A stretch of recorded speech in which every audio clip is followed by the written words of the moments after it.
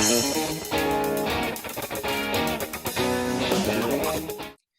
everyone, Scott from musicplayers.com here with Randy George from the Neal Morse Band. Lots of exciting things to talk about. And Randy, let's start with your brand new release, An Evening of Innocence and Danger, live in Hamburg. Okay, well, when we were on this tour, we talked about whether we were going to do a video. We've done it for every release, obviously before. So I don't know. I don't know if anybody felt strongly as to whether we should or not. It was still kind of fresh out of the pandemic, and it didn't seem like circumstances were optimal for that. But I think we shot a couple of shows, like Tilburg, but it wasn't a super high-end production. I don't know if we'll do anything with that or not. The label didn't want another DVD. They said they'd rather have a live CD. Really? Yeah. So, which was kind of advantageous since we multi-track all the shows. And I guess we chose Hamburg. And it was a pretty decent show, actually, once I started digging into it and listening through it. Things are always better than you remember them at the time. But it was a good show. And I mean, I'm glad we did it. But, some of those kinds of things are they're not really anything that we consciously say we're going to do it this way or that way. We just kind of feel out the circumstances as they happen. And so in this case, it's just a live album. Yeah. I mean, the live album was a thing in the 70s. Some of my favorite albums were live albums. They did have they were filmed. Like, you'd have to go to the midnight movie probably to see it, Yeah. But they weren't as commonplace as coming out with a DVD and such like we do these days. So yeah. So what were some of the highlights of the European tour for you this go around? Oh, well, the shows were good. Do you have any favorite countries that you like playing well, at? there are definitely countries where the audiences are a little bit more energetic, I guess, just by virtue of their culture. Like anytime you play in Spain or Italy, South America, Mexico, Europeans, they have a sort of a different vibe. Some of them are noisy and some of them prefer to just kind of sit back and enjoy it. I sometimes think they're not really sure how to react. And I guess I can't say that I blame them, but just treat it like any other rock and roll show. Make lots of noise and have fun. Yeah. As far as high points, though, I'm just glad we made it through. It was such a risky time to do it, and one confirmed case of COVID could have shut the whole thing down.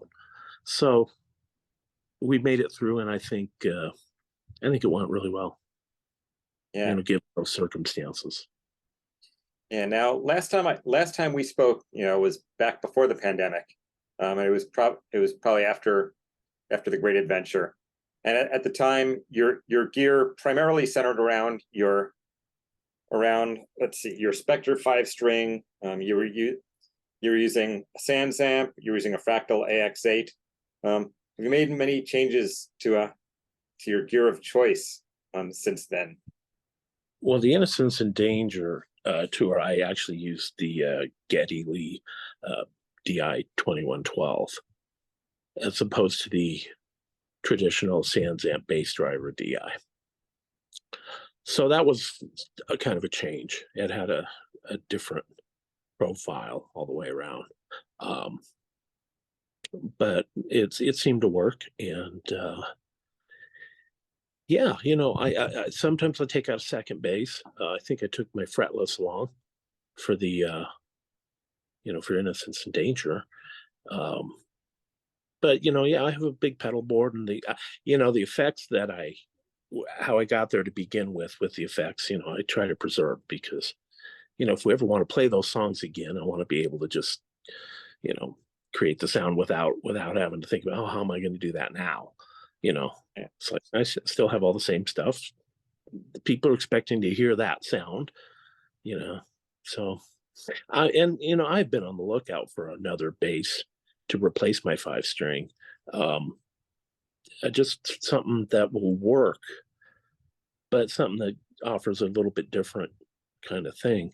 And it's not like it used to be where you could just go to a store and find something cool. It's hard enough to find stores, Yeah. let alone whether they're going to be carrying the one, Oh or you yeah. could talk to guitar makers and it's like, well, if you're going to go down that road, you're committing to a lot of money for a bass that you may not like. And that's the worst thing to have to say, well, it's just not going to work for me. And they like, Spectre built me a bass once and it wasn't going to work. Because I thought maybe they could recreate my 99, but he wouldn't do it. So what they essentially did was make me a USA bolt-on, which is what I wanted. But it didn't quite have the clarity that mine does. So especially in the low strings, it was just a little too muddy and I couldn't get any definition out of it. That doesn't mean it's a bad bass. It just doesn't work with the Neal Morse Band. And that's really a thing. That's why I've Yeah. used this bass so much, because it just sits in that band in a place where it can live. Whereas other basses will be, you'd be fighting low end, you'd be fighting muddiness, a lot of things that will clutter up what's already a hugely, packed mix with keyboards and guys doing the keyboards with the left hand. And so, I've tried. The only time I didn't use the Spectre bass on a Neal Morse Band album was Testimony 2. I used a Mike Lull Thunderbird. And if I had more time with that bass, I think it could have been cooler, but it just didn't quite do the same thing. So, Yeah. Yeah. So yeah, I stick with stuff. If it works, it's working for me, I stick with it. No, I definitely get that. Yeah. So, very excited. I understand you've been making some progress on your first solo record. Well, it's not my first solo record. It's my third solo record. Oh, third solo record, excuse me. Yeah, that's all right. It's been a long time coming. I think it was 2012 when I put out my second one. And so, yeah, it's 11 years since I've done anything like it. So I guess it took. tell me about tell us all about the new record, as much as you can share. Okay, well, it's titled Beyond Nature, and it's 10 songs, and mostly they're all instrumental. I really didn't want to do another solo album that was all instrumental. That's one reason it took me a while to get to it. I had written a bunch of kind of songs, ideas, demos, and they didn't have lyrics or anything.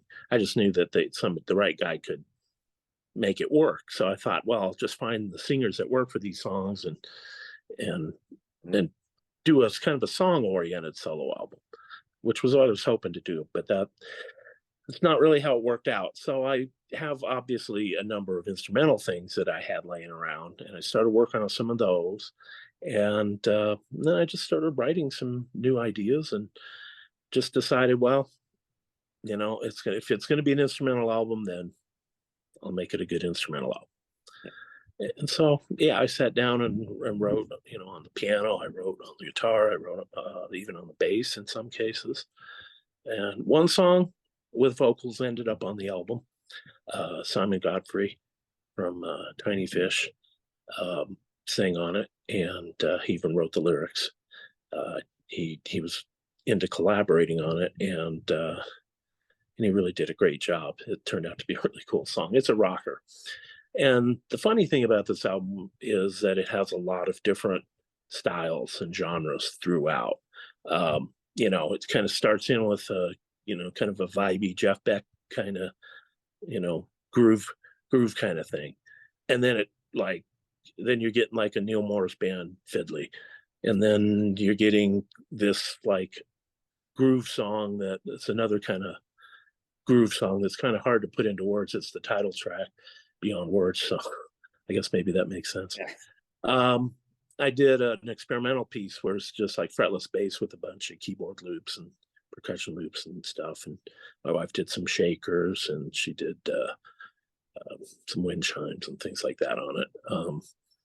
And another one that I had written some time ago, another one of those ones laying around, and I pulled it out and started looking at it again. And it kind of was a different thing entirely musically. I think in the end, it kind of has a bit of a King Crimson vibe. So it kind of went that way. It's frenetic, jazzy, but still rock somehow. And Oh my! Did you see that? Did you We see have that? it. You'll That see it bird in the came and landed video. on my head. Holy cow! Anyway, Yeah. Now, hopefully, that will happen if it sits still long enough. hopefully, no till they javelinas come realize. walking up to you. Yeah. Anyway, and what else? And then I had a couple things, on the jazzier side. Kind of like what you might have found on some of the Action Reaction stuff, which was my second solo album. So yeah, there was just kind of this hodgepodge of different genres in each song, but it's an interesting listen that carries you all the way through. I think the tracks are placed in such a way that it pulls you in nice and neat, and you're impressed and you're feeling groovy. And then here comes this rocking song, and now you're fired up. And then there's some more frenetic, fast instrumental stuff with Eric Gillette doing some solo stuff. And then it drops you down into this experimental piece. And of course, by then you're ready for that. And then it's just it's one of those things that's, I just got to see where it's going to go. And then after that, it drops you into the Crimson-esque kind of piece. And this guy, Paul Hansen, he's a bassoon player, and he soloed throughout and such. And this guy's he has brain melting licks and stuff. He's on a bassoon, and he'll like record through a guitar processor to get that sound. It's really fascinating. His name's Paul Hansen. He's a great watch. Check him out. He does stuff with Michael Manring and and then of course by then your brain is melted, and you come into this sort of upbeat Toto-esque kind of boppy vibe that's real melodic, and it's kind of got a lot of piano lead in it, but it's got guitar stuff in it too. And really, while I had Eric Gillette play guitar, and I had Paul Hansen and Neal Morse even does some keyboards on I was going to ask you, who are some of the on players? a song that sounds. Yeah. So and anyway, there is a lot of it where I just did everything. So like, these songs are songs where I played all the guitar and the bass and the keyboards. And I had a sax player on one song that was very interesting. He added the right elements, and then, it's just a bunch of different things. So, you have to be a listener who likes adventurous music, doesn't mind turning on a dime stylistically, because I've played it for people who are fairly, normal, as you would put it, and they'll listen to Joe Bonamassa all day. But listening through, there's songs they like, there's songs they don't like. It's kind of like that, and there's something on it for just about everybody. You touched upon like a whole bunch of interesting things that strike me as relevant as a progressive rock musician, one of which is paying attention to the sequencing of the songs on your record. And you just described the journey that it takes, and that's been so lost in popular music today, where unfortunately the average listener, at least in America, doesn't spend as much time absorbing full records, and they don't realize the effort and the thought process that actually goes into putting together the collection of songs. They're not just randomly track 1 through 10. Right. Well, people arrive at their track order differently. No two people are the same. I remember when I think we recorded one with Neal Morse. It was one, the album one. That's the first album I recorded on. Or maybe it was question mark. It might have been question mark. Anyway, yeah, it was like Mike sends this email after it's all done. Mike sends this email and he says, "What did you do for the track listings? Throw darts at it?" It's like Neal's like, "Oh, I don't know. I just kind of does it." I don't think he's thinking too hard about it. And Mike is very like, adamant about track order and very, very particular. I almost considered asking him, but it kind of fell into place by itself. A lot of this album I thought I was going to need more help on, and it kind of fell into place by itself. But, it would have been nice to have help in certain areas. Just that there's not very many people in the Arizona desert that, are qualified to come in and do that. And I didn't want to have to pay the money for a producer, which, if it happened organically or something, that's one thing. But I just felt like I was able to achieve what I was after anyway. Like love it or hate it. I guess I made the best album that I could with what I had available to me. And I think it works as a solo album. That's why I call it a solo album. There's no real rules to a solo album when you do, especially when you're known for doing something else entirely. Everybody who knows me, like, would be, the bass player for the Neal Morse Band. You don't find very many people. Oh, the guy who recorded that album, and so on. So, you don't find very many people who are like that, except within the Neal Morse Band. World. There's a small contingent of real loyal supporters, and they're great people, and it's really wonderful. So it's nothing huge, but I try to do the best I can to make it worth the listen. I don't know how many people really sit and listen to albums front to back anymore. Well, we try. Some of us try. Long drives, and that's great. Fine. It's a long drive. You can put it on and listen to it all the way through. So whatever, I wanted to make it engaging enough that once you sort of start listening, you can't stop. No. Of course, I'm sure that, some people are going to actually get all that, and then other people are just going to be like, that guy has no idea what he's talking about. No.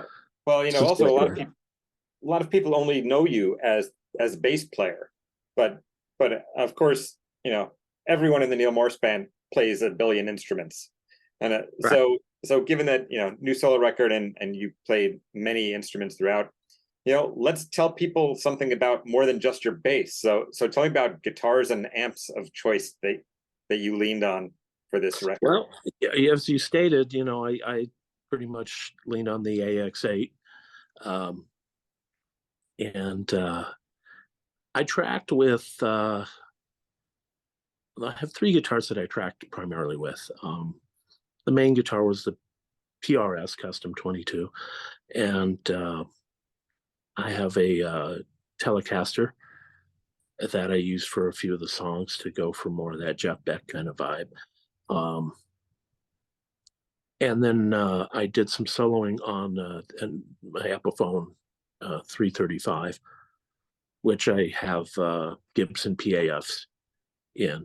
Had all the wiring and knobs replaced with high grade stuff and the Gibson humbuckers and stuff. So it's a very nice sounding guitar. It's got that sound, and the pickups probably cost more than the guitar did.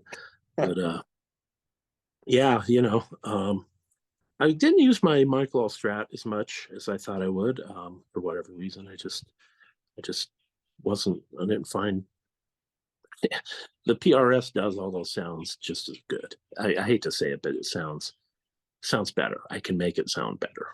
The Strat's really great. Like if you looked on my YouTube and saw this cover we did of the things we do for love, I recreated that solo on the Strat, because it's kind of, I doubt that's what he used. I think he had a Gibson.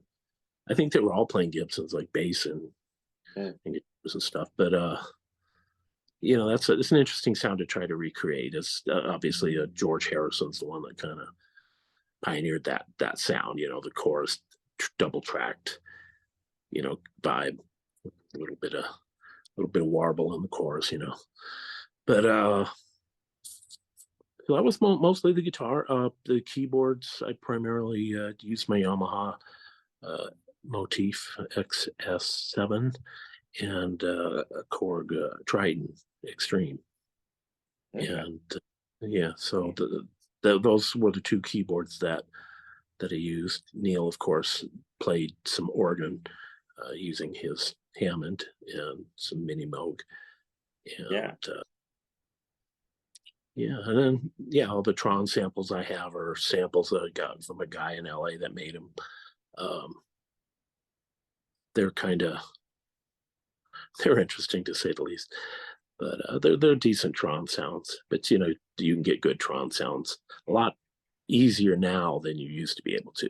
Yeah. The prog audience has actually made the Mellotron Yeah. more significant. I'm just as immersed in the prog world, and I'll tell you, having also been a keyboard player, I have just never enjoyed the Mellotron. I know it's this iconic prog sound, but I still sometimes shake my head and ask myself, like, why are people into this?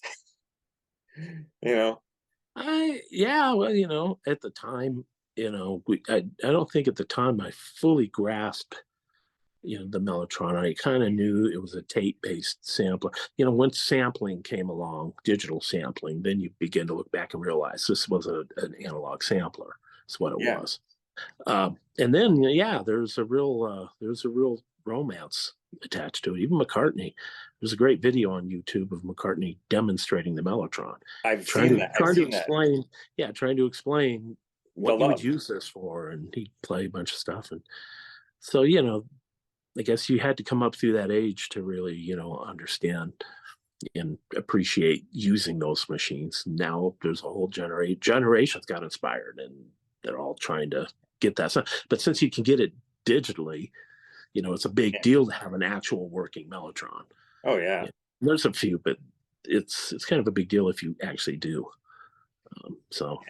Anyway, but it's not like I loaded up the album with Tron, so don't worry about that. No. I used a lot of piano, just different sounds where they worked, but it's not a keyboard heavy album. I think when I think about most of it, a lot of it's just really guitar and bass driven, with keyboards embellishing throughout. And then when the keyboards do take over a song, then it's a song that you can tell, of course this is a keyboard song. But there's some great guitar stuff that happens in it. I used one other guitar I used was the Godin nylon string. Okay. So I did some soloing with that.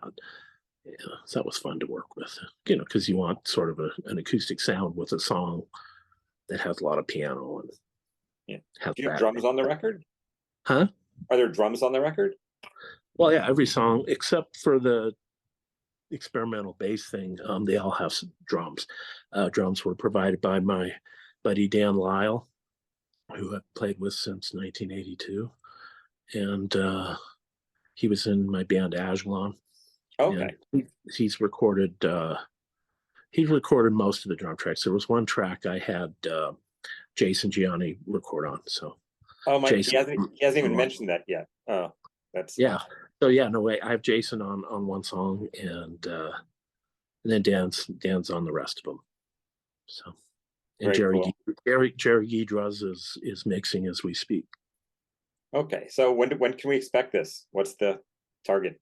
Oh, I'm trying to figure that out right now. A lot of it kind of for me depends on this. How soon is are we gonna have the mixes finished? Once I have the mixes finished,